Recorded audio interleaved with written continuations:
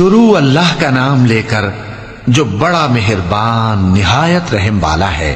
جو لوگ کافر ہیں یعنی اہل کتاب اور مشرک، وہ کفر سے باز رہنے والے نہ تھے یہاں تک کہ ان کے پاس کھلی دلیل آ جائے، یعنی اللہ کا ایک پیغمبر جو پاک اوراق پڑھ کر سناتا ہے جن میں مستحکم آیتیں لکھی ہوئی ہیں، اور اہل کتاب جو فرقوں میں بٹے ہیں تو دلیل واضح کے آنے کے بعد ہی بٹے ہیں، حالانکہ ان کو حکم تو یہی ہوا تھا کہ اللہ کی عبادت کریں، اطاعت کو اسی کے لیے خالص کرتے ہوئے یکسو ہو کر، اور نماز قائم کریں اور زکوٰۃ دیں، اور یہی مضبوط اصولوں والا دین ہے۔ جو لوگ کافر ہیں یعنی اہل کتاب اور مشرک، وہ دوزخ کی آگ میں پڑیں گے اور ہمیشہ اسی میں رہیں گے۔